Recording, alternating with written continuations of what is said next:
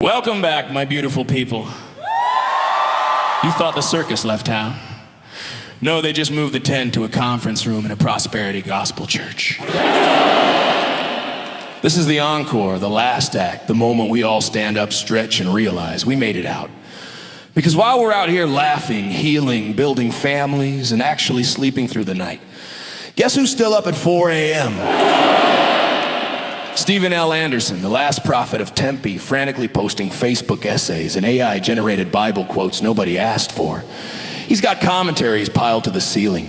The same commentaries he once called man-made garbage. He used to say, all you need is the Bible. Now he's like, according to John Gill, Matthew Henry, and my emotional support commentary.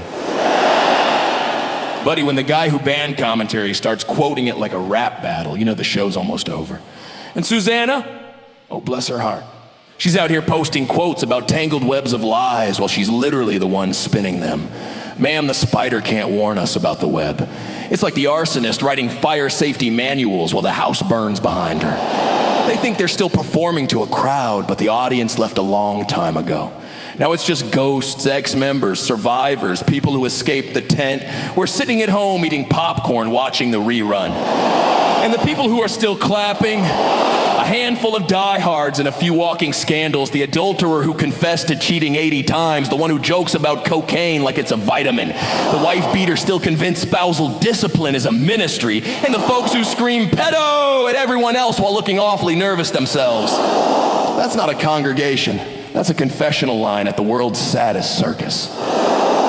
Stephen once thundered that ex-members would be cursed. He said God would strike them down, their families would crumble, their lives would fall apart. And what happened?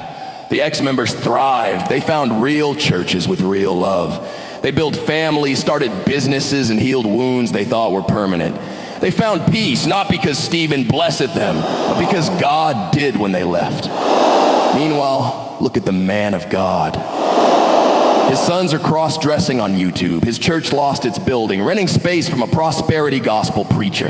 His sermons barely break 50 views. His marriage looks like a Cold War in high heels, and his army of defenders includes people confessing to cocaine on live streams. That's not a curse leaving you, Stephen. That's the curse catching up to you. Because God isn't mocked. You reap what you sow. And you sowed arrogance, control, and cruelty. Now you're reaping memes and mockery. But here's the part I love the most. Every ex-member watching this, you were told you'd regret it. They said you'd fall apart without the church. They said you'd lose God, lose your joy, lose your family. Look at you now. You've got peace. You've got laughter again. You've got mornings without dread and nights without fear. Your kids are learning love, not punishment. Your home isn't a battlefield anymore. And while they're in the basement making memes at 4 a.m., you're asleep under God's protection, snoring softly while heaven smiles. They said you would lose your mind, but it's Stephen out here arguing with invisible critics in comment sections that don't even refresh. They said you would be cursed, but it's them haunted by the silence, the sound of nobody clapping anymore. You know what that's called? Freedom. That's the moment you realize God never lived in that circus tent. He walked out with you.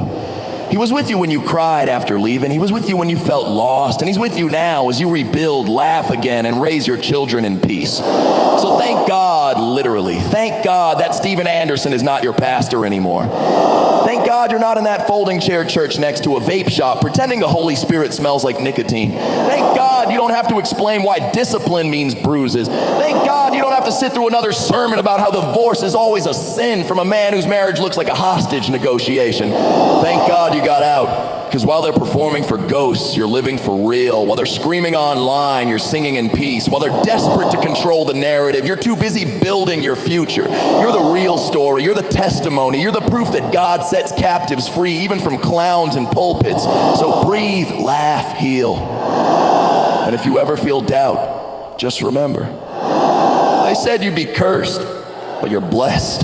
They said you'd fall, but you rose.